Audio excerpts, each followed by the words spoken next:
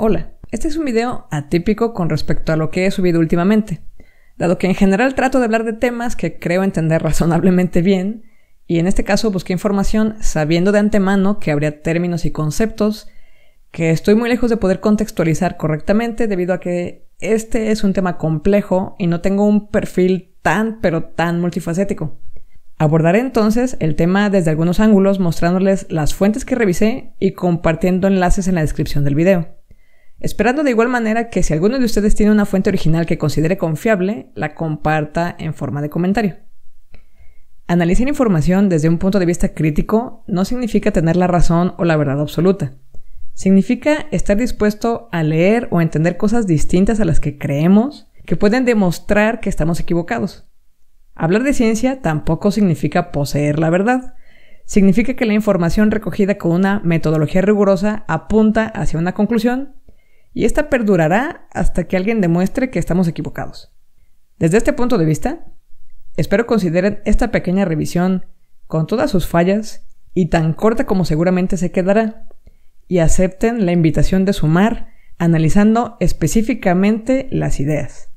El tema de los dos aeropuertos tiene al menos 5 aristas importantes: el impacto ambiental, la democracia y la consulta, corrupción e impunidad, usabilidad y economía. Impacto ambiental. Desde el punto de vista mediático, lo que más he notado personalmente es que la discusión en este rubro se resume en esta imagen, que básicamente explica que el aeropuerto en Texcoco implica un ecocidio. Notarán que para encontrar información al respecto, el primer lugar al que recurro son documentos técnicos que se encuentran en el dominio de lopesobrador.org.mx. Este, por ejemplo, es un resumen en el que se detalla en qué año se iniciaron los estudios.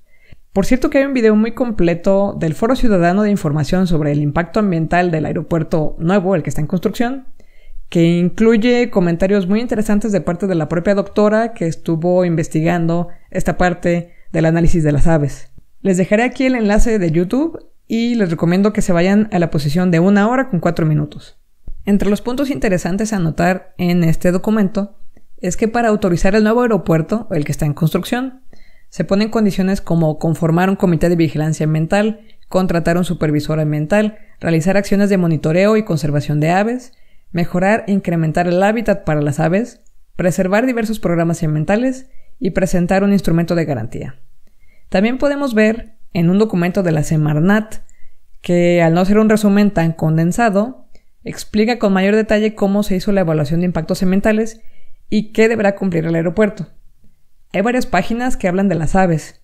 Particularmente les quiero mostrar esta pequeña sección en que dice que deberá mejorarse la calidad de los cuerpos de agua existentes.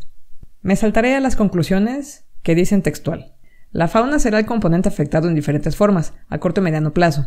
Primero, por el despalme y pérdida de hábitat, el ahuyentamiento y presencia humana.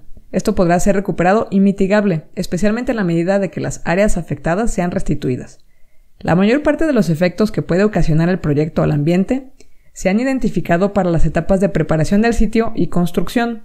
Durante estas etapas los trabajos de desmonte, además de que se incrementará de manera temporal la emisión de contaminantes atmosféricos en el área y se tendrá una generación de residuos tanto sólidos como peligrosos atípica en la zona. Por su parte, durante la operación y mantenimiento del aeropuerto se incrementarán los niveles de ruido y emisiones a la atmósfera por efecto del funcionamiento de las aeronaves y vehículos de transporte terrestre, aunado a la generación de residuos sólidos, líquidos sanitarios y peligrosos por actividades de mantenimiento o por posibles accidentes de derrames de combustible. Sin embargo, ninguno de estos impactos ha sido catalogado como relevante e irreparable, por lo que se aplicarán las medidas de mitigación propuestas para asegurar que no se provoque un desequilibrio ecológico en el área de estudio. Las conclusiones del presente capítulo permiten señalar que se respeta la integridad funcional de los ecosistemas, ya que, como se identificó, los componentes ambientales que por sí mismos son relevantes no serán afectados de forma significativa, ya que en todos los casos las áreas de distribución de las mismas son mayores al área de influencia. Regresando al dominio de lopesobrador.org.mx, hay un documento que analiza la necesidad e idoneidad de la solución propuesta para el nuevo aeropuerto internacional de la Ciudad de México, donde se describe el tema de la saturación del actual aeropuerto internacional, la discusión sobre utilizar Toluca como parte del hub y también incluye la discusión de la parte ambiental, las metodologías usadas para la recolección de datos y qué medidas deberán tomarse para la restauración y protección de flora y fauna. Todo esto en cumplimiento con la Ley Federal de Desarrollo Forestal Sustentable y la Ley General de Equilibrio Ecológico y Protección al Ambiente. Pero a pesar de haber revisado estos documentos, queda, al menos para mí, la duda de qué sucede entonces de manera concreta con el lago. He leído gente que dice que el lago ni siquiera existe. Así que empezaré a mostrarles análisis menos técnicos y menos legaloides. Primero les presento a una tuitera. Yo sé que esto es muy informal, pero ella se presenta como alguien que da cátedras en esta red social. Es muy interesante de leer porque uno puede preguntarle sus fuentes y además de que sí la cita, da sugerencias de lectura. Bueno, resulta que en su revisión bibliográfica, el lago de Texcoco era en realidad un conjunto de cuerpos de agua, algunos salinos y otros dulces, que en tiempo de agua se tocaban y en secas no. No eran tan profundos realmente, según comenta. Quizás máximo eran de 2 metros de profundidad. Según comenta, en 1607 se empezó a analizar la posibilidad de desecar el lago. Primero colocaron diques para evitar que el agua de los lagos de Chalco y Xochimilco se crecieran y pasaran al lago de México. Lo segundo fue construir el Tajo de Nochistongo, allá por Huehuetoca, para drenar el lago de Zumpango y controlar la afluencia de agua. Para el siglo XIX, en las intervenciones norteamericanas y francesas, se abrieron zanjas en Mexicalcingo para inundar el Peñón como defensa.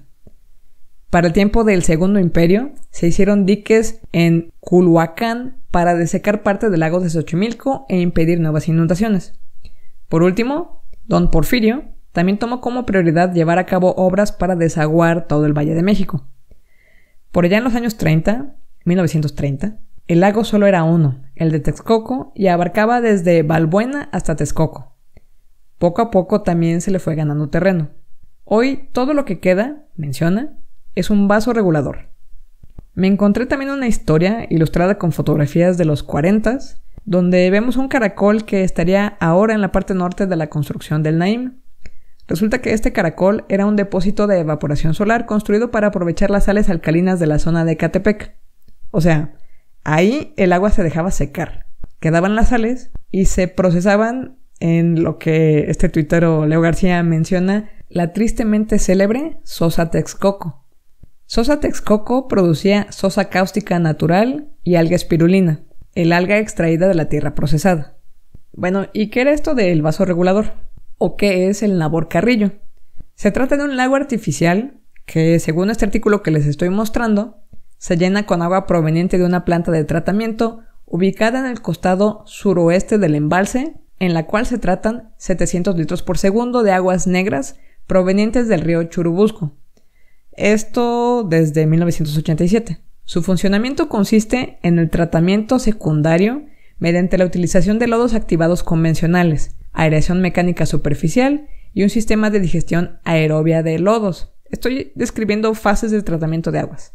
Un aspecto importante a considerar es que el afluente de la planta de tratamiento no recibe ningún tipo de desinfección, que sería el tratamiento terciario, sino que se espera que la mejora de la calidad microbiológica ocurra en el lago de forma natural. O sea que en cristiano hay muchas bacterias. Visitando el sitio de aeropuerto.gov.mx, encontramos que el proyecto del Naim contempla un plan regional para conservar las aves migratorias y en Texcoco, mejoramiento para aves residentes amenazadas, como el chorlo nevado y el rascón azteca. Este plan contempla mejorar no solo a Texcoco, sino varios cuerpos en el valle. También, en Twitter, hay un hilo que hizo la famosa Lidia Corrales, en el que se muestra la ubicación de Nabor Carrillo con respecto al Naim y muestra que, aunque son vecinos, no se sustituye uno por otro. También muestra una visita en videos de varias partes de la zona. Hace entrevistas sobre el tema de la remediación ambiental a los presentes. Cuestiona inclusive las distancias entre el aeropuerto actual, el Naim y Santa Lucía. Por otro lado, no encontré el proyecto ejecutivo ni la parte completa del impacto ambiental de Santa Lucía. No he encontrado tampoco, en caso de cancelar el Naim, cuál es el plan de remediación de la zona. Y voy a cerrar este punto ambiental que creo que ya volví muy largo, insistiendo en que no soy experta en puntos tan específicos, que la información que describo la pueden encontrar en los enlaces que incluyo y que lo que sí quiero externar como mi opinión personal es que el impacto ambiental no debe ser un tema político. Debe evaluarse bajo criterios científicos actuales y que los expertos en el tema tendrían que ser los primeros en emitir una opinión informada y específica que entonces los políticos y demás actores involucrados atiendan. Si el Naim se está quedando corto como proyecto en el aspecto ambiental, entonces tendríamos que revisar qué hacer para mejorarlo, inclusive en el caso de que se cancele. Y bueno, no quiero hacer este video exageradamente largo, así que empezaré a mostrar menos información en los puntos restantes. En el segundo aspecto, la democracia y la consulta, mi interpretación corta de lo que he leído es que la consulta es ilegal por quién la solicita, los modos, los tiempos y quién la va a ejecutar. De igual manera, es ampliamente cuestionable cómo se van a ubicar las casillas. Me parece que el criterio no es la densidad poblacional ni la afectación directa. Además, entiendo que se van a utilizar documentos no foliados y las preguntas no están formuladas de una manera del todo objetiva.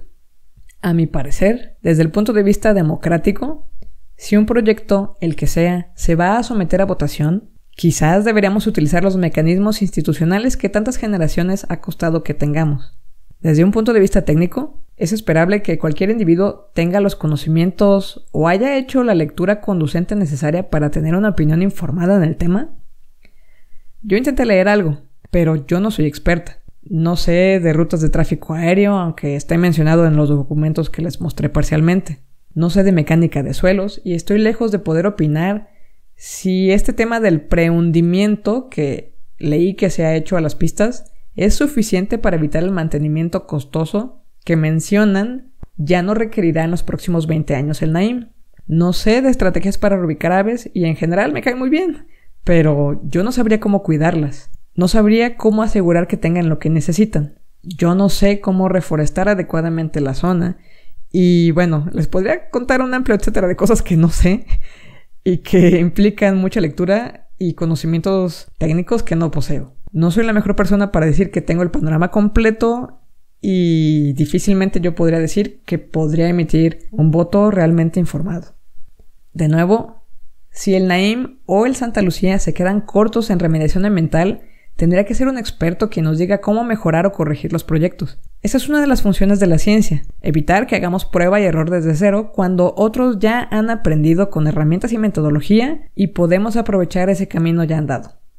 Muy brevemente sobre la corrupción e impunidad, entiendo que uno de los motivos detrás de la posible cancelación del Naim es que se sospecha de tratos corruptos y cosas parecidas. La corrupción y la impunidad son quizás los peores males de nuestro país y deben combatirse. De hecho, personalmente, yo quisiera que se revisara todo, cada pago, cada análisis, cada trámite, y cualquier cosa ilegal que se encuentre que sea enfrentada conforme a derecho. En el cuarto tema, la parte de la usabilidad, supongo que es algo en lo que sí, quizás todos podríamos opinar, cada uno desde su propio ángulo. Podríamos opinar sobre qué creemos que sería más cómodo para nosotros. El aeropuerto actual, por ejemplo, tiene una estación del metro y llegas a cualquier parte de la Ciudad de México con facilidad. Podríamos opinar en el aspecto económico, por ejemplo, si nos conviene el Naim, porque hay mucha gente en los alrededores de esa zona que seguramente se verán beneficiados. Seguramente habrá zonas en las cuales se podrán poner hoteles, no sé, se me ocurren distintas formas de derrama económica. En eso sí, quizás cada quien puede opinar desde su muy personal punto de vista.